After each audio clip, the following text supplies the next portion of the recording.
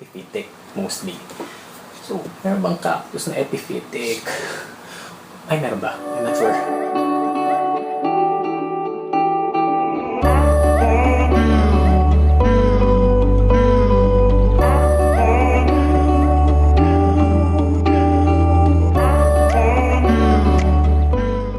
Hi, I'm Aris, Plantita on Instagram. For today, I decided gumawa ng video regarding hoyas. Kasi napansin ko, it's that time of year na in bloom sila. Ang daming nagbebenta, maraming bumibili. Our resources online kasi napansin ko, ang daming nagsasabi, oh, use cacti mix. Oh, take care of them like cacti. Oh, they're easy like cacti. But the thing is, they're not cacti. Most of them are epiphytic vines. And then some of them are bushes. Pero mostly are epiphytic vines na nakadikit sila sa branches ng puno, then dun na sila. Bago ko i-discuss paano sila alagaan, yung light, what medium, even propagation, gusto ko lang muna pag-usapan kung saan sila galing or saan sila generally nakikita. Hoyas occur naturally around here in Asia, and here in the Philippines we have around 200 species, more or less. And maswerte tayo na ang dami nating Hoya species na pwede pagpilian at pwede alagaan. But, not all of them are easy to take care of. Some are pretty hard, maski na they're native to the Philippines. So, papakita ko rin yung isa sa mga pinakamahirap na Hoya na native sa Philippines later. Let's talk about light requirement first. Depende sa Hoya. Some Hoyas kasi they like being exposed to the sun. Others bright and direct lang. Pero, ang napansin ko, the more exposed they are to the light, naglalighten yung foliage nila. For example, this Hoya. This is Hoya meredithii. It's not native here, I think. Yeah, I think it's not native here. Nung nakuha ko to, this is green, deep green, tapos yung venation niya kitang-kita. For comparison, I'll place the photo here para makita nyo. Since ganun na yung light condition ko, more light, itong nangyayari sa akin, naglighten yung foliage. So, merong ganung effect yung light sa hoyas. Minsan naglalighten, depende sa species, minsan namumula. Logically, more light, lighter foliage, sun stressing, red or whatever color, lower light to become deep green back to green. Yun lang naman yun. Perfect example ng Hoya na namumula is Hoya obscura. Another example is Hoya sunrise. I'll place the photo here. Hoya sunrise as reference. Generally for Hoyas, kailangan highlight. Bright and direct will do, pero maliwanag. Especially the variegated ones like Crimson Queen, Crimson Princess. They need light to maintain their variegation at para lalong pumutok yung variegation nila. And actually, they need a warm spot in general. At least yung mga native sa Pilipinas ha, kasi we have Hoyas like Hoya polyneura na cold climate Hoya. It's from the Himalayas. I had one. It died. Kasi hindi niya kinaya yung init ng Pilipinas. So, maybe what I could have done is placed it inside, at least mas cooler. Kaya hindi siya mamulaklak, at least hindi siya mamamatay. Sad nangyari na yun. Lesson learned. Am I gonna get one again? Hindi ko sure. Number 2. Watering. Watering for Hoyas. Sabi kasi online, kailangan hintayin sila matuyo. They treat them like cacti or succulents. Yes, they're semi-succulent, but they're not really succulent. Kasi general term lang naman ng for succulents or leaves that can retain water. Stick leaves, ito makapal, kinda retains water. Pero they're semi-succulent and they're epiphytic mostly. So, meron bang cactus na epiphytic? Ay, meron ba? I'm not sure. Watering nila, hindi sila actually pwede matuyuan. They don't like wet roots. But they don't like dry roots either. Pwede silang matuyo to a certain extent, pero you cannot let their roots dry. In general, hindi mo talaga pwede patuyuin or hindi sila pwede matuyuan yung roots ng Hoya. Kasi, in the first place, saan ba ito nakikita? Especially in the Philippines, we're a tropical country. So, Usually, sa mga forest naman natin sila nakikita. So, sa puno sila, it's always humid, it's always moist. I mean, it's not always wet, pero there's still humidity na ano sa roots nila, diba? My point is, we can't treat them like cacti and succulents na hinahayaan matuyan yung ugat. Eh, kung ang succulents nga, like, let's say, euphorbia, ayaw rin nila masyadong natutuyuan. So, what more with hoyas, diba? Ulitin ko lang, with watering, you can't really let them dry out fully. Personally, I keep the medium moist. That's the safest, but not really wet. Number 3, medium. Ako, ang ginagamit ko na medium for hoyas is my arid mix. I did my research on hoyas. Like I said kanina, they're mostly epiphytic, or some are terrestrial, but mostly are epiphytic. So, isipin natin, sa tree branches, may lupa ba doon? Dust maybe. Nakakabit sila sa branches ng trees. Ano mostly debris na nakita natin doon? A leaf litter or something like that. Not really something na makikita natin sa cacti mix or succulent mix.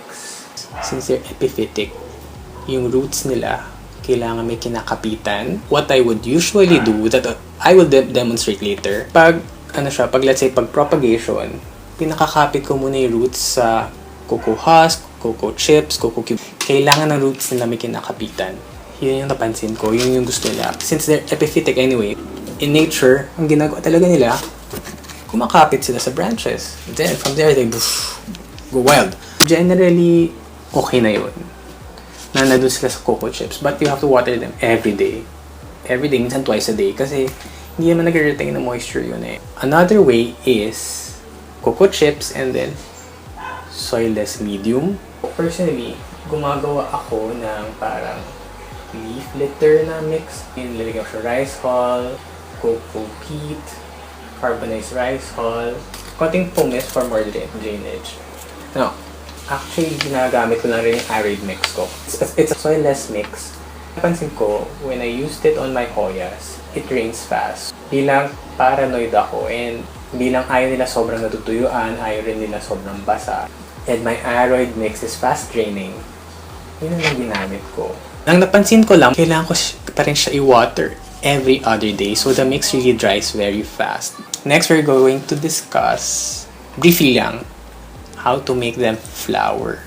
Ito, hindi ko to ginagawa kasi takot akong gawin ito.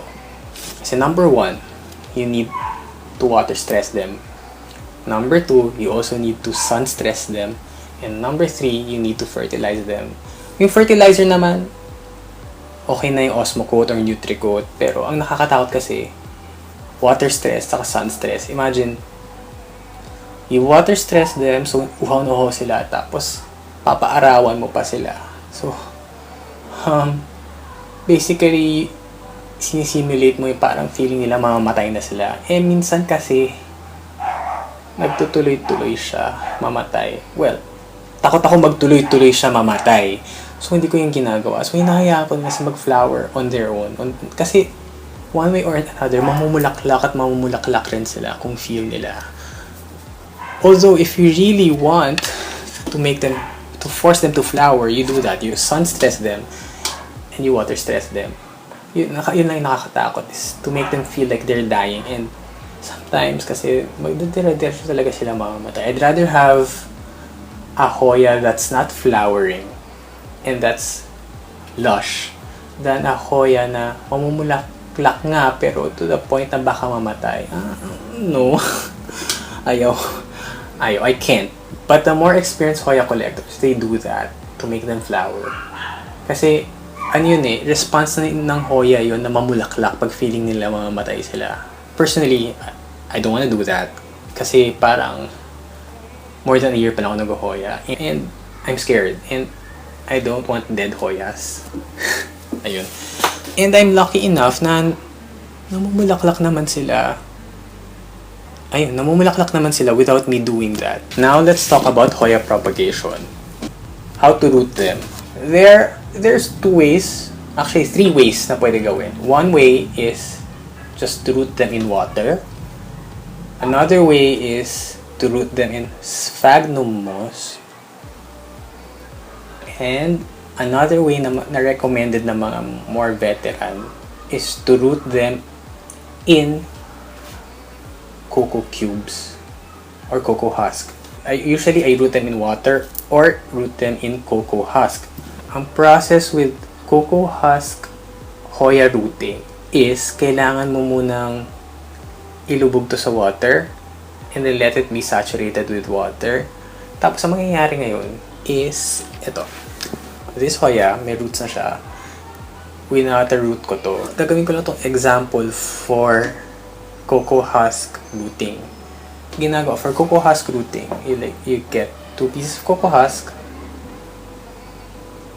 iipit mo siya sa gitna, kuha kang tali. Ngayon, tatali mo siyang ganyan. Ayan, tatali siyang ganyan. This process kasi, it's applicable to hoyas na pinaroot sa water or hoyas na wala pang roots at for rooting pa lang.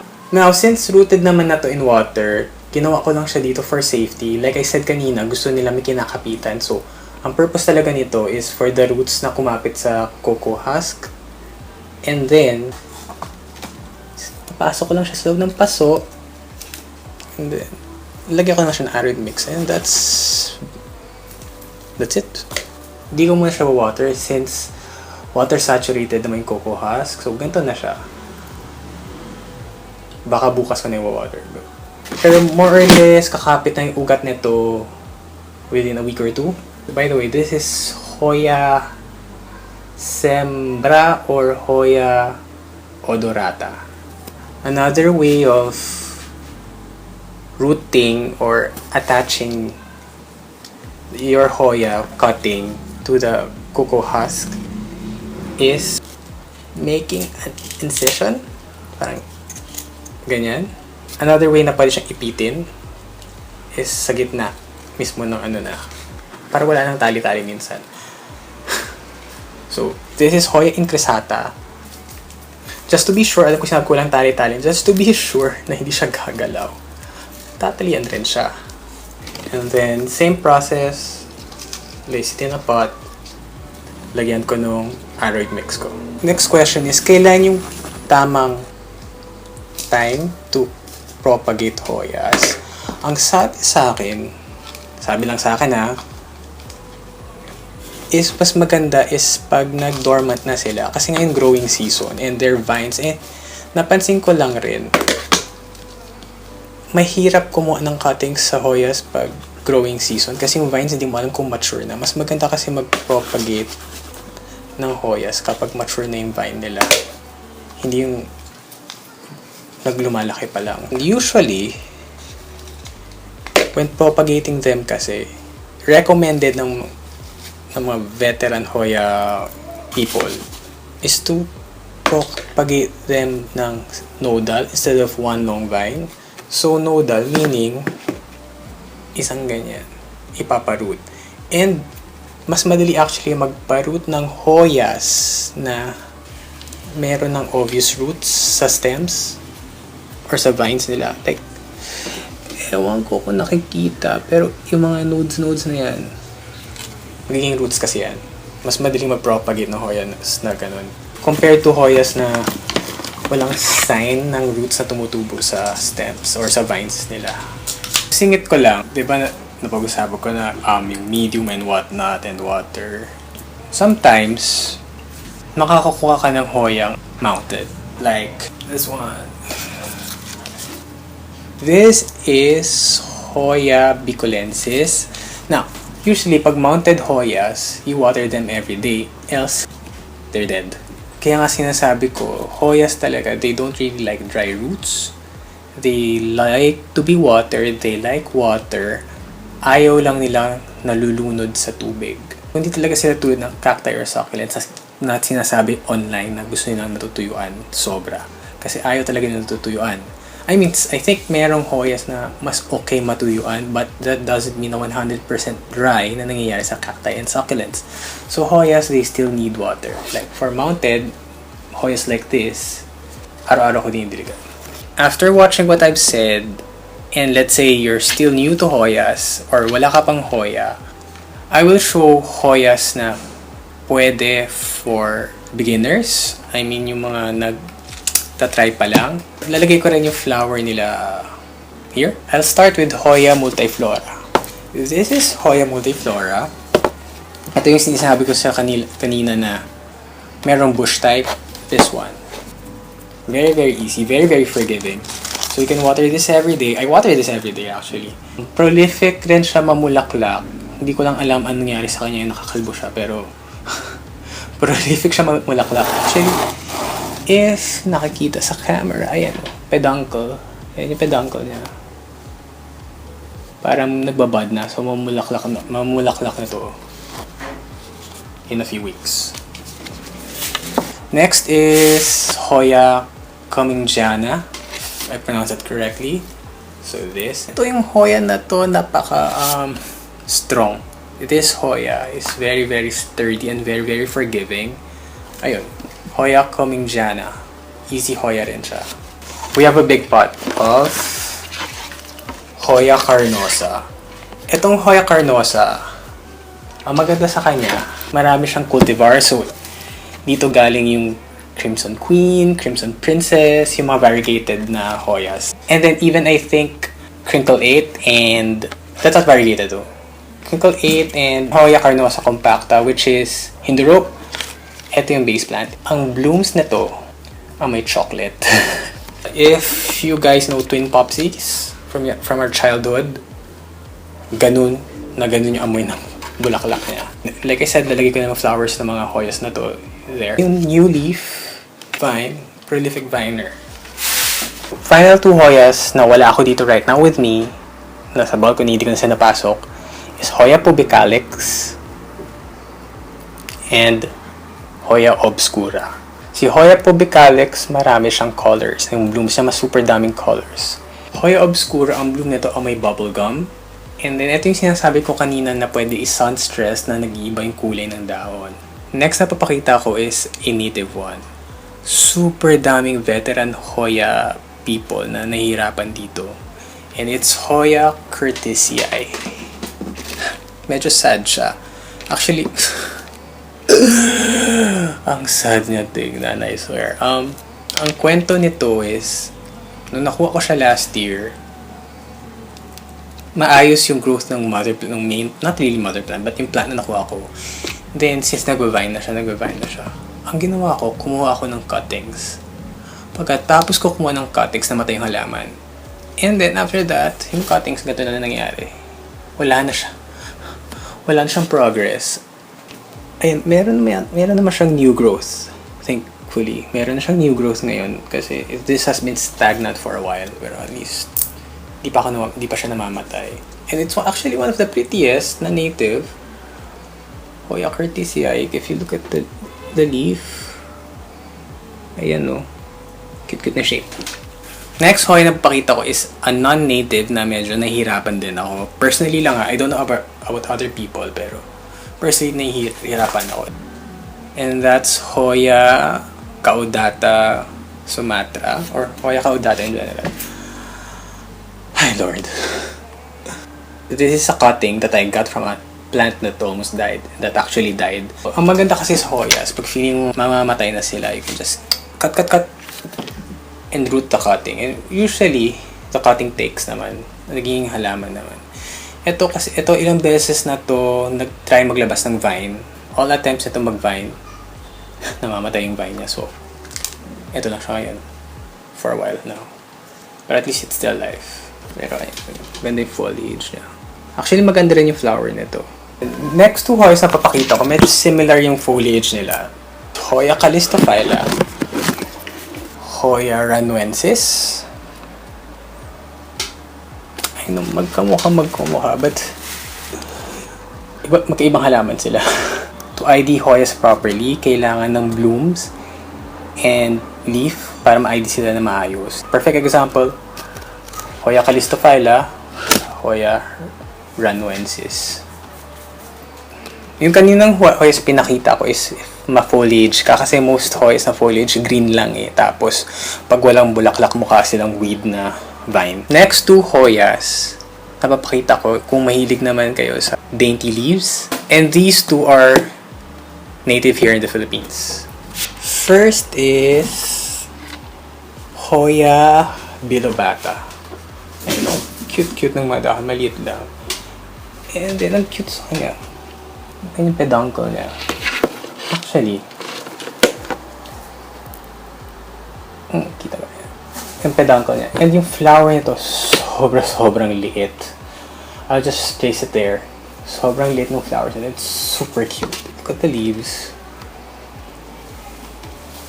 In all fairness, napakadaling Hoya. It's one of the daintiest Hoya. Next is another native. Hoya David Coming GI. Iba pa yung Hoya Coming GI na David Coming GI. Ito naman siya. So, cute yung dahon niya. Yung blooms na to, amoy butterscotch. No joke. Bango na amoy. Nakakagutom. David Coming GI. The final Hoya that I'm gonna show is something very unique. Ano siya? Peduncle na naging halaman. And it's Hoya spartioides. All these three, they're peduncles. Wala siyang dahon. Ganito lang talaga siya. Tapos, I think it's going to bloom. Hopefully, it's going to bloom. Ilang beses na to nag-try mag-bloom pero nagda-drop. Ayan siya. So, Hoya spartioides. Papakita ko lang dito yung itsura niya dati. Kasi nangyari dito, parang it started to rot from the end. Dire-diretso pa ganun. So, I had to really cut it to save the plant. Siguro pag hindi ko ginawa yun, wala na to. So, next question is, Aris, saan ako makabili ng Hoya? Lalagay ko na lang sa description sa baba kung kanino talaga ako kumukuha ng Hoyas. Now, re-recap ko lang yung Hoya care na ginagawa ko. Then, I'll just place the text somewhere. For light, it's bright indirect light to full sun depending on the Hoya. Ang safest kung gusto mo paarawan ng Hoya, morning sun until before noon. That's the safest na hindi sila masusunog at yun rin yung pwede silang ma-sun-stressed. Watering, ayaw nilang super dry. Ayaw rin nilang laging basa. Ang gusto nila is nawawater sila pero hindi sila inuuhaw. Gusto nila fast draining medium. And speaking of medium, wag cacti mix please. Do not use cacti mix. I mean, we can add pumice. Kung kaya, yung sinabi ko kanina, rice hull, carbonized rice hull, cocoa peat. Now, yung consistency nun, kayo na bahala. Kasi ako, 1:1:1. That's my generic mix. 1:1:1. So, 1 cup, 1 cup, 1 cup. Yun na siya. Then, pumice, dagdag ng konti. And then, super important talaga na yung roots nila may kinakapitan before placing it in a pot. Kasi, as much as possible, gayahin natin yung situation nila in nature wherein yung ugat nila nakakapit sa something. And actually, extra yung medium na yon na nilalagay natin, it's just for moisture retention. Kasi minsan, wala tayong oras magdilig, diba? Pero, yung moisture retention na yun, hindi rin siya pwede na super tagal nag-retain. Like I said, ayaw rin nila laging basa yung ugat nila. So, we also need a fast draining one. Now, kailangan nyo na lang i-observe kung gaano kabilis matuyo yung medium bago kayo mag-water. That's how I take care of my Hoyas. And ganun ko rin sila i-propagate. But, take everything that I said with a grain of salt.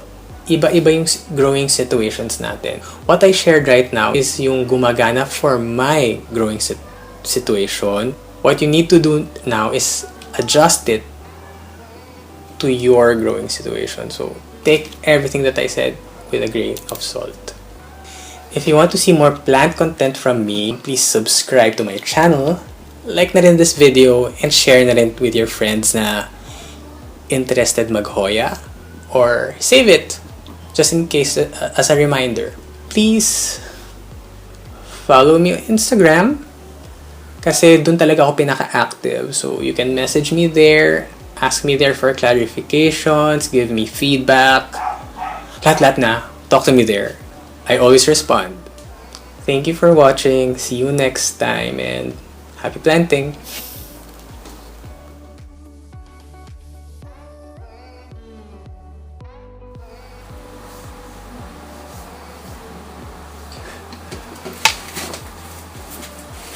Make there.